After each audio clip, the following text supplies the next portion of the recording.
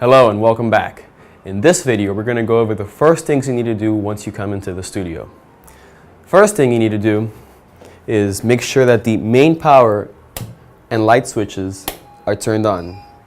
Upon doing so, the TVs, mixer, TriCaster software, and lights should all be turned on.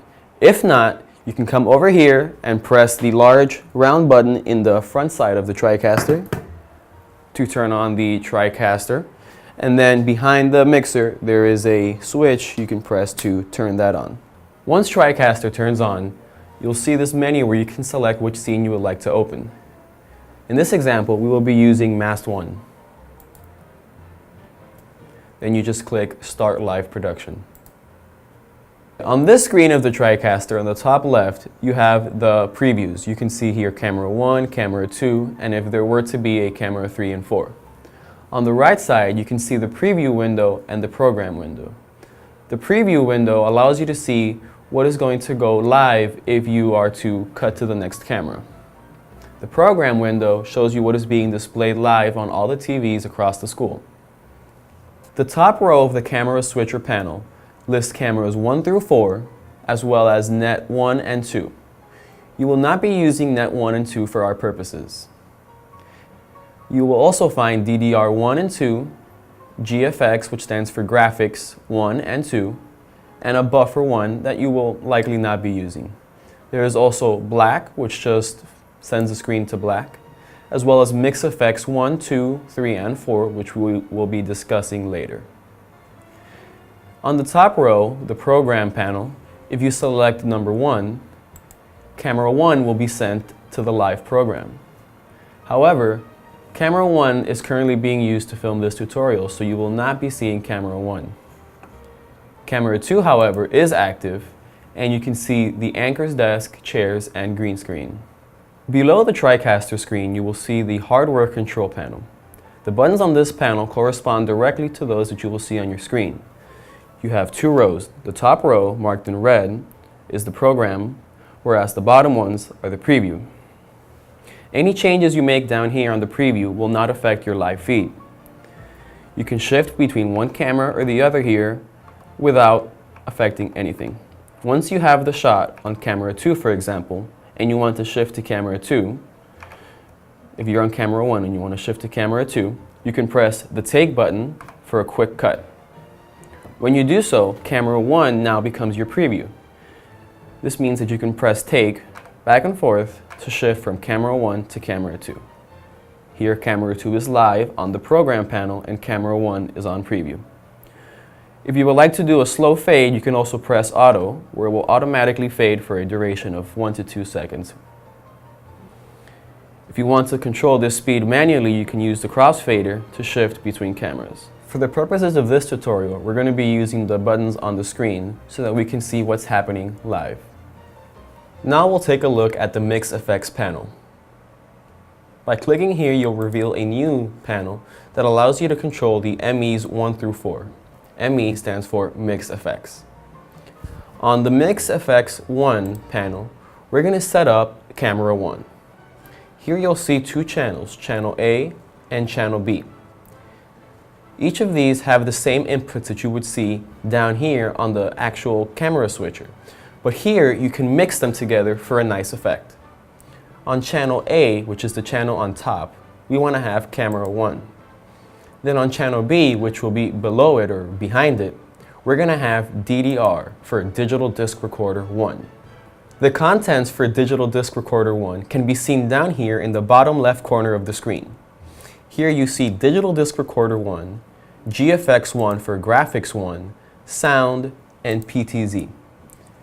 Right now, we want to open up DDR1. This is a folder that allows you to import images, videos, and audio to project or use behind the camera. By clicking on this image here, we make this image active as DDR1.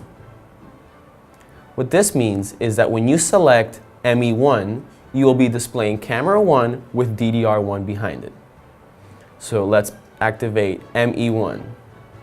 To do this, we can put ME1 on the preview. Then we can hit take or auto or move the fader.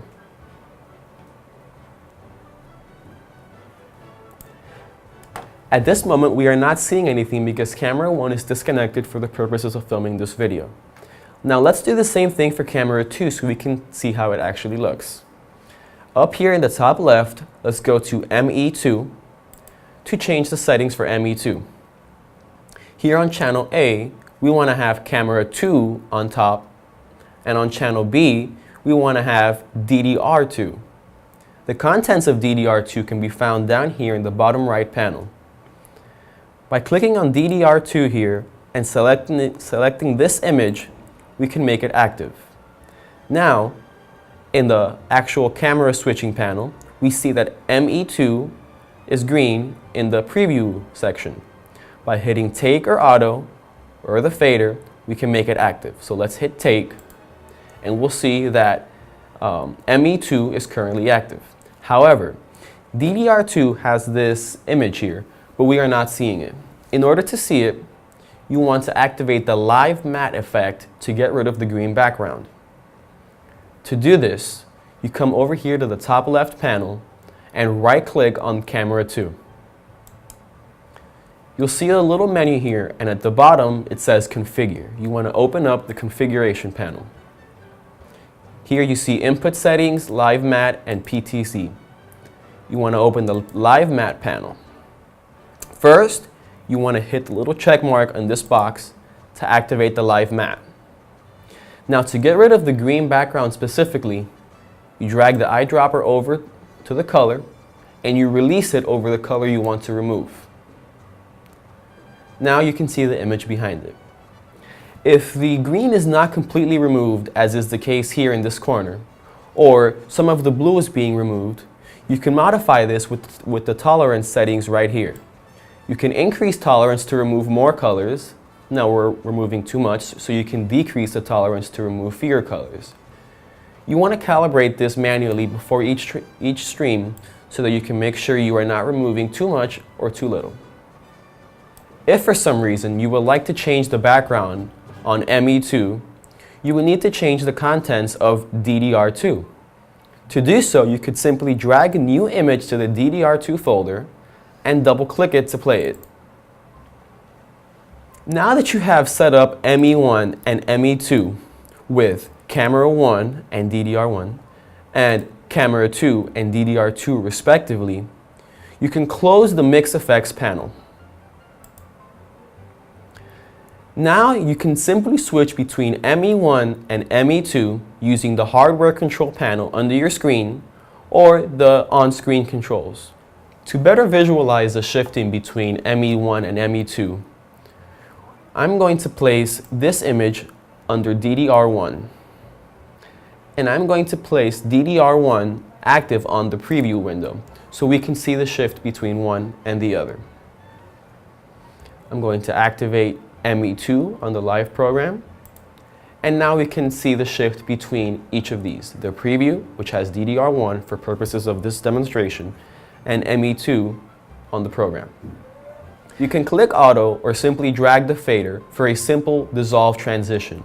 However, over here you have several other transition types that you can use to make it more interesting.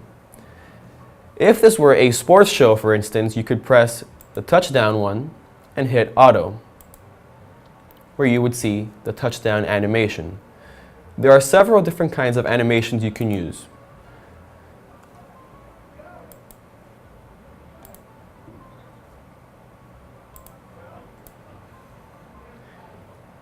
You're more than welcome to go through these and find one that suits your purposes. If you would like to modify the transitions that you see here, find one that you aren't going to use and come up here to the top right corner and hit the plus button. You can now search through a large library of transitions you can use to enhance your production. Once you find one that you like, for example, this one, you can hit OK, and it will now become active. You click it, and you could use the auto to use that transition. Something else worth noting is that in this image right now, which is ME2, it has DDR2 in the background. Now this image is fit perfectly to the corners of the screen, but it wasn't always that way. If you come over here to ME2 in the Mix Effects panel, you'll see this little joystick here that opens up a menu. This allows you to change the position, rotation, and size of the image. To fit it to the sizes of the screen, we had to modify the size settings. If we reset it, you will see how the image originally looked. If you want to fit an image that has a different size or ratio to your screen, the first thing you do is hit Keep Aspect. This ensures that you maintain proportions while changing the size in the X and Y directions. You can now click on either one of these and hold it, dragging to the right to increase the size or to the left to decrease the size if necessary. You can now increase it and keep going until it fits perfectly in your screen. You may have noticed that in doing so, we cropped the Jose Marti Mast Academy that was up here on the top of the screen. If you would like to adjust this, you can come over to the position, grab the Y, and drag it to the right to decrease it. This will shift your image down in the Y direction so that you can see Jose Marti Mast 6 through 12 Academy. To kind of summarize how the TriCaster system works, you have two camera inputs, which you can see up here, camera 1, camera 2, that come into the software. Down here is the controls where you can switch between the cameras here, 1 and 2. For a more elaborate production, you can set up mix effects, ME1 and ME2, that allow you to set backgrounds behind your camera images. To shift between ME1 and ME2 or any other two inputs for that matter, you can use a regular fade, or you can choose from any one of these hundreds of transitions available to you in the library. In the lower hand portion of the screen, you'll find these two folders on the left and on the right side labeled DDR1, GFX1, Sound, and PTZ. DDR1 and GFX1 are media folders that you can fill with images, audio, and video. These help you categorize them so you will know where to look for them when you are attempting to display them. For example, you could keep your images in the GFX folder and your videos in the DDR folder. Then, when you choose to display one or the other behind a certain camera input, you can simply come up to the Mix Effects panel, open up the ME that corresponds to that camera, be it ME1 or ME2, and then change the channel B, which is the channel below the camera input. If instead of displaying DDR2, on this bottom right hand corner you see DDR2, instead of displaying DDR2, if you would like to display GFX2, let's place an image into the GFX2 folder by dragging and releasing. You can simply come over here and hit GFX2, and now you will see the American flag behind your anchors. Now let's go through a trial run of how your live production might look. You want to start off with a black screen before anything. So you could have black here live on the program. Then you want to set up a video that you will loop until your anchors are ready to begin. To do this, you can place an image or looping video on DDR1 and double click it to play it. Then select DDR1 on the preview panel and simply fade to it using the crossfader or hitting the take or auto buttons. Once your anchors are ready to begin, you can select ME1 or ME2 on the preview panel.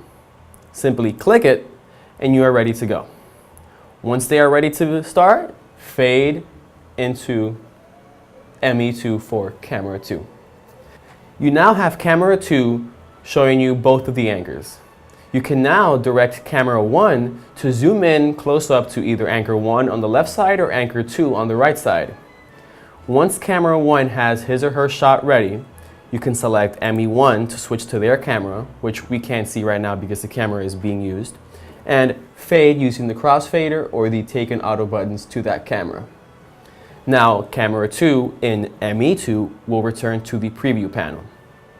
As you can see, our anchor Daniela here is in the seat for anchor number 2, so we can hit the take button to see her, and we could instruct camera 1 to zoom in for a close-up and cut to her. Then, once your production is complete, You can come back down here to DDR1 or DDR2, wherever you have your video files, select and play the looping video, come down to DDR1, put it into preview, and then you can simply hit take to leave that video playing after your announcements are complete. That's just a simple example of how you guys could do an actual production. There are many other features you can work with, but for the most basic kind of production, these are the steps you would likely follow. You're more than welcome to come over here and choose a transition effect that is subtle but complements your production nicely. This transition we have right here might be a bit extreme. You could go with a simple fade or a blur transition like this one for a more interesting but subtle look. This is a very simple production. If you would like to go with something more dynamic, you could use a virtual set. To do this, you come over here to the Mix Effects panel and choose the ME that you would like to adjust. We're going to be adjusting ME2 with camera 2. Let's set ME2 live so you can see what we're doing. You could just come up here to the top right corner of the transitions box or the effects box and hit the plus icon. And you can come here and look for a virtual set that you like. Let's see, we could use this one right here, and we'll take a right perspective since camera 2 is pointing from the right side. Then you hit OK. Now these will be the different virtual set angles that you could use for this camera. This slider here, when you have it in the zoom function, it allows you to zoom in or out of your virtual set. So let's zoom in nice and close so we can see what's going on here. Okay, as you can see, what has happened here is the image from the camera has been inserted into the virtual set.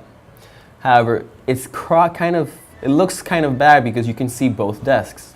So what you can do to adjust this is come over here to the camera 2 settings, and you could change the scale. You can increase the size so that it kind of removes that from the image. Alternatively, if we had a camera operator, we could simply have them adjust the image live. So now you could kind of see it a little bit, but that's about as good as you're going to get with the camera angles that we have to work with. Now what's interesting here is that you can switch from one angle to another by clicking these buttons. So you can set them on the left side of the screen, on the right side of the screen. You could center them.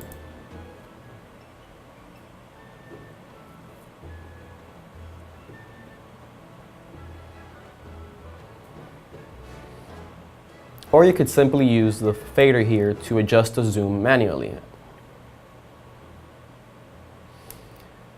These effects are best prepared before the production, as you can come across little errors like this desk showing that are kind of hard to adjust while you're live. If you guys choose to go with a virtual set like this, please make sure that it looks appropriate before going live.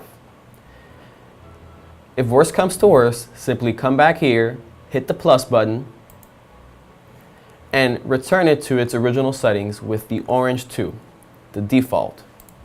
Doing this will allow you to place your own image behind them and remove the virtual set.